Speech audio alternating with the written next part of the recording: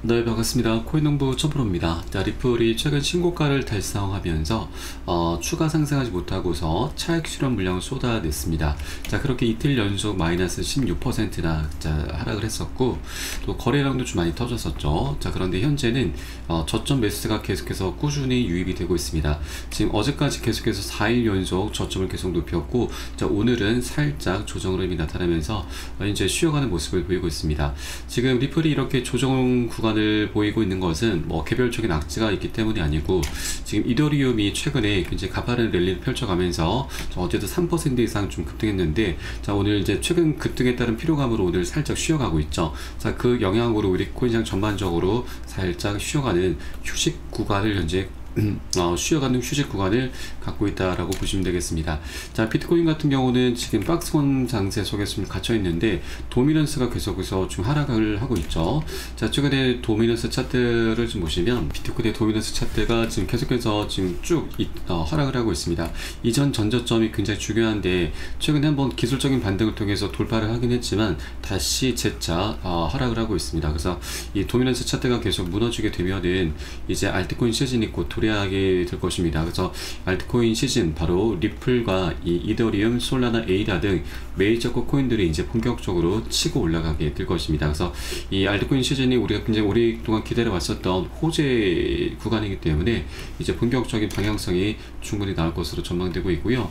자, 그리고 여기에 대해서 리플은 지금 소송 리스크도 곧 해결이 될 것이고, 뭐 ETF랑 IPO, 그리고 또 하나 바로 현재 미국에서 추진하고 있는 전략적 비축 자산에 리플이 포함되는 것이 굉장히 중요한데, 자, 이것도 이제 내일 모레자로 해서 발표가 있게 됩니다. 그래서 오늘 영상에서 이 부분 한번 살펴보도록 하겠고요.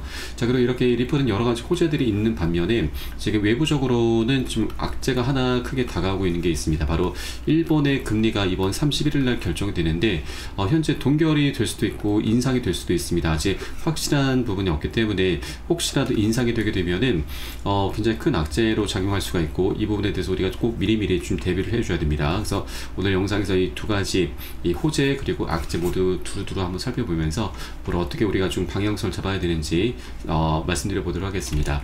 자, 우선 영상 시작하기 앞서서 영상 하단 더보기 클릭하시면 무료 소통방 링크가 준비가 되어 있습니다. 현재 컴퓨터로 시청하고 계신 분들께서는 상단에 PC 전용 링크, 그리고 핸드폰으로 시청하고 계신 분들께서는 하단에 모바일 전용 링크 통해서 간단히 참여 가능하시겠습니다. 자, 들어오시면 리플에 대한 실시간 자료, 매수 타점과 매도 타점, 비중 관리는 어떻게 해야 되는지, 또 대내외적인 이슈 굉장히 중요합니다. 이 부분에 대해서 우리가 어떻게 대응을 하면서 수익으로 연결시킬 수 있는지, 이런 모든 부분들 100% 무료로 제공해 드리고 있고요. 안심하고 들어오시면 되시겠습니다. 자, 그리고 소통방으로 들어오시면 제가 코인의 기초부터 심화까지 주제로 해서 전자책도 무료로 제공을 해드리고 있습니다. 기본편부터 해서 보조지표, 심화편, 실전편, 주요 경제지표 등 우리가 기초부터 탄탄히 할 수 있는 내용들로 알차게 구성이 되어 있고요. 여러분께서는 짬 나실 때마다 하루에 한 10분 정도만 꾸준히 보시면 충분하십니다. 이렇게 보시다 보면은 차트 분석하는 방법, 또 어디에서 매수하고 매도를 해야 되는지, 또 투자에서는 비중 관리가 굉장히 중요합니다. 이를 통해서 우리가 어떻게 수익을 좀 더 극대화시키면서 보다 안정적으로 장기 투자를 할 수 있는지, 이러한 방법들, 이런 스킬들이 차곡차곡 하나하나 쌓이시게 될 거고요. 여러분 최소 중급 정도까지는 실력이 쭉 올라가실 거니까 이 부분 꼭 챙겨보실 것을 적극적으로 추천드리겠습니다. 150페이지 정도로 넉넉히 구성이 되어 있고, 보시다 보면은 코인 투자가 굉장히 쉬운 것이구나, 재미도 많이 느끼시게 될 겁니다. 자, 그리고 보시다가 나는 잘 모르겠다, 잘 이해가 안 된다라는 부분이 있으시면은 언제라도 소통방 통해서 문의 주시면 되시고요. 해당 소통 정보방은 24시간 계속 운영이 되고 있습니다. 자, 그리고 리플 외에도 혹시라도 물려있거나 궁금하신 종목들이 있으시면은 제가 한 분 한 분 순차적으로 개인 무료 상담도 진행해 드리고 있고, 또 아침마다 시황 분석과 함께 단타 종목 추천도 진행해 드리고 있으니까 이것도 적극적으로 활용해 보실 것을 추천드리겠습니다. 자, 물론 100% 모두 무료로 진행되고 있고, 뭐 금전적으로 요구하는 건 전혀 없으니까 안심하고 들어오시면 되시겠습니다. 여러분께서는 상단에 구독과 좋아요 한 번씩 정중히 부탁드리겠습니다. 자, 그럼 오늘 영상 본격적으로 시작을 해보겠습니다. 자, 백악관에서 이번 주 수요일 국가 암호화폐 비축량을 공개한다라고 밝혔습니다. 리플이 현재 목록에 포함될 것이다라는 소식이 지금 돌고 있는데, 실제로 XRP 코인까지 이제 편입이 되게 되면 리플 ETF에 준하는 굉장히 역사적인 호재가 될 수가 있습니다. 앞서 3월달 트럼프 대통령은 이 전략적 비축 계획에 대한 행정명령에 서명을 했고, 해당 프레임워크에 따라서 비트코인이 국가 준비 자산으로 인정되는 반면 디지털 자산 비축량은 법적 절차를 통해서 압수된 다른 암호화폐를 보유하게 됩니다.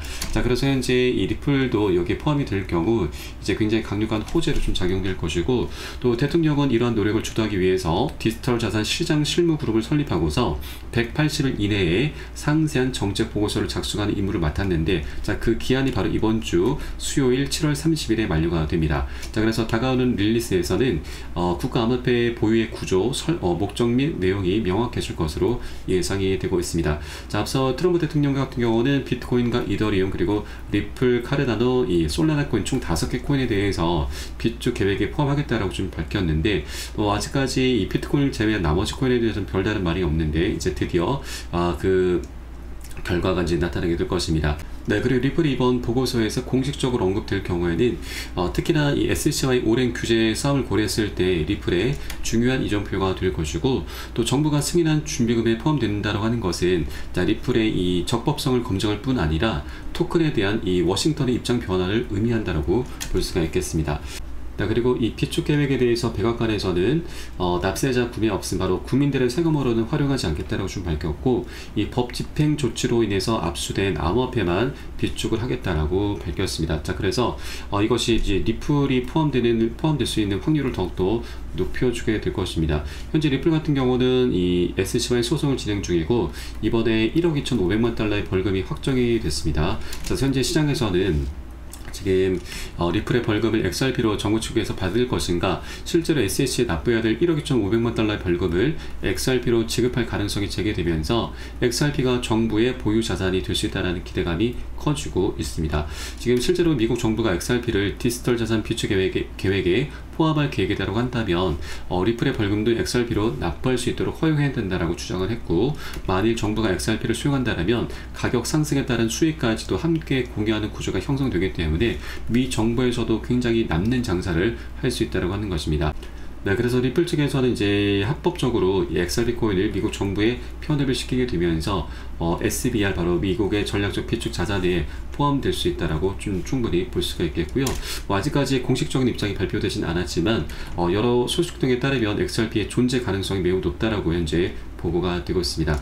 비트코인과 이더리움과 함께 그룹화됨에 따라서 XRP는 미국의 디지털 인프라의 잠재적인 초석으로 자리매김하게 될 것이고, 분석가들은 이러한 인식이 결국에는 투자자들의 신뢰를 높이면서 국경 간 결제 그리고 금융 네트워크에서 이 XRP의 사용 사례를 강화할 수 있다라고 현재 보고 있습니다. 그래서 앞으로 이 전략 자산에 이제 포함이 될 경우 미국뿐만이 아니고 다른 국가 단위에서도 이에 대응하기 위해서라도 계속해서 준비 자산으로 채택하는 움직임들이 많이 가속화되게 될 것이고, 그렇게 리플의 희소 가치가 계속 상승하면서 가격 급등으로 자연스럽게 이어지게 될 것입니다. 그리고 아직까지 소속이 깔끔히 마무리 되지 않았음에도 많은 기업들에서 리플을 전략적 준비 자산으로 이미 채택을 하고 있습니다.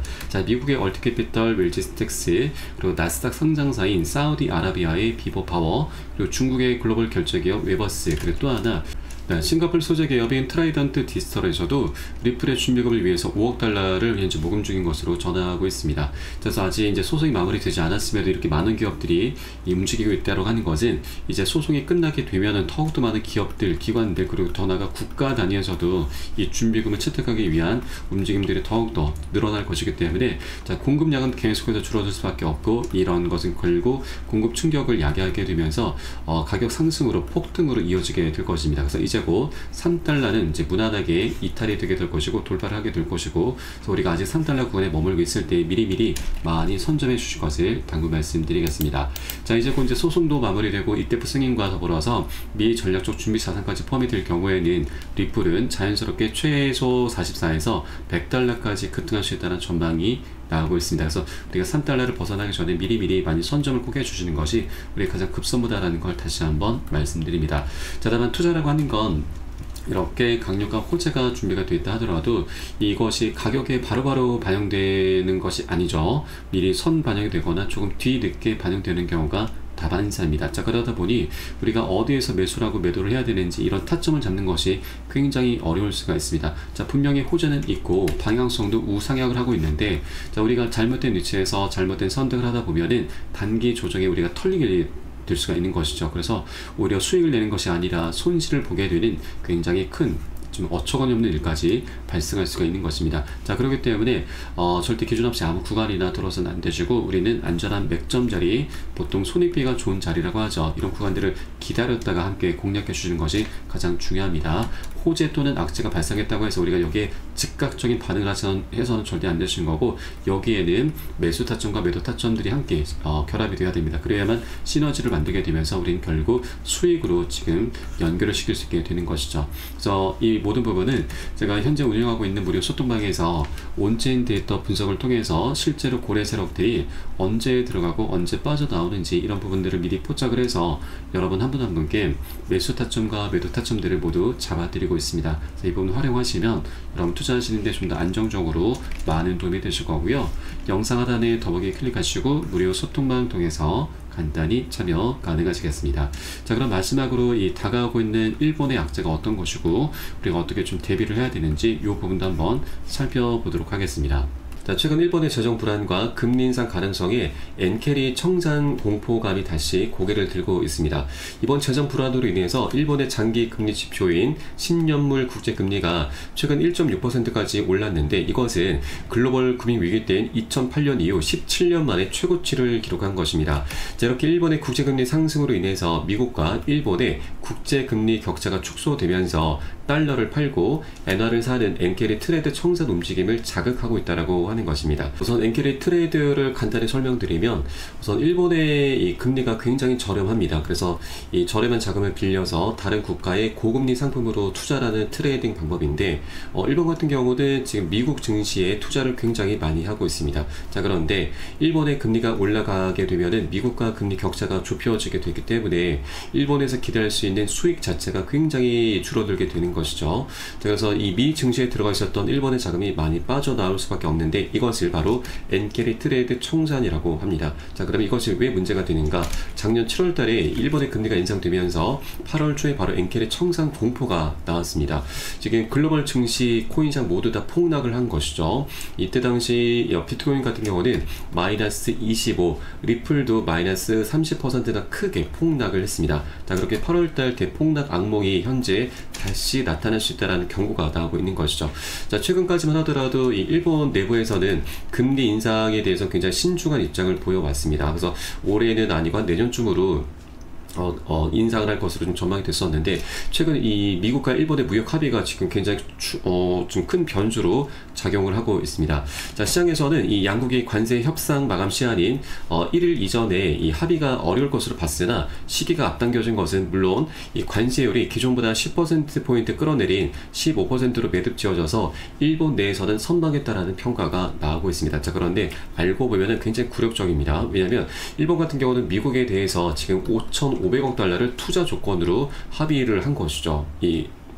그래서 5,500억 달러면 하나 기준으로는 거의 800조 원에 육박하는 엄청난 지금 규모입니다. 그리고 이것으로 이제 투자를 하고 나서 이제 수익을 본다 하더라도 이 수익을 다시 미국에 그대로 재투자하는 조건입니다. 그래서 굉장히 좀 굴욕적인, 어떻게 보면 이제 나라를 팔았다 정도로 현재 얘기도 나오고 있는 부분이죠. 그런데 이 부분이 좀 문제가 될 수 있는 것이, 이렇게 미국의 관세율 인하로 인해서 일본의 자동차 수출이 늘어날 가능성이 커지고 있고, 그렇게 기업 실적과 경제 성장률 개선을 기대할 수가 있게 되는데, 자, 이렇게 되면은 문제가 되는 게 바로 일본 은행이 물가와 성장 전망을 상향 조정할 수 있게 되면서 결국에는 금리 인상을 앞당길 수 있게 된다고 하는 것입니다. 그래서 금리 인상 기조가 다시 한번 불거지고 있는 부분이고, 최근에 KB국민은행의 이코노미스트 경제 분석가는 이번 7월달 이 일본의 금리를 인상할 것으로 보고 있고, 8월 초에 미국의 고용 지표가 크게 꺾인다면 엔케리 청산이 다시 한번 발생할 수 있다라고 경고를 하고 있습니다. 있습니다. 자, 그리고 일본의 금리가 올라가고 또 미국도 지금 인하가 되게 될 경우에는